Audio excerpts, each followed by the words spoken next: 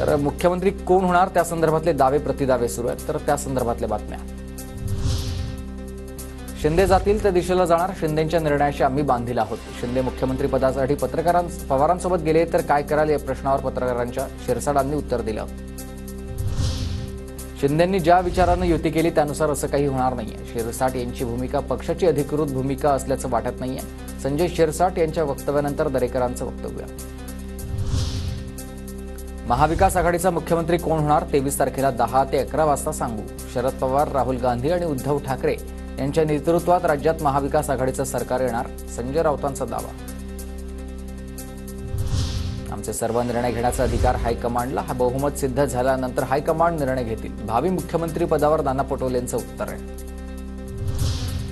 शिंदेंच्या उमेदवाराला मतं देऊ नका असा भाजपनं फतवा काढला होता. आमच्याकडे एखाद्या जागेवर वाद असेल पण महायुतीमध्ये अनेक वाद आहेत. नाना पटोलेंचं वक्तव्य. विधानसभेच्या निकालाआधीच मुख्यमंत्री पदावरून दावे सुरू झालेत. एकनाथ शिंदे पुन्हा सीएम बनतील मला खात्री आहे. संजय शिरसाट यांचा विश्वास. देवेंद्र फडणवीस मुख्यमंत्री व्हावेत ही भाजप कार्यकर्त्यांची इच्छा आहे. चंद्रशेखर बावनकुळे यांचं वक्तव्य. गरज भासली आणि गरज नसली तरी अपक्ष आमदार आमच्या बाजूने येतील. बावनकुळेंचा दावा. निकालानंतरचे 48 तास महायुती आणि महाविकास आघाडी दोन्हींसाठी आव्हानाचे आहेत. बहुमत आणि बहुमताजवळच आकडे असणाऱ्यांनाच फक्त 48 तास मुदत असेल आणि सत्तेच्या चाव्या इतरांकडेच गेल्यास हॉटेल पॉलिटिक्सची शक्यता आहे.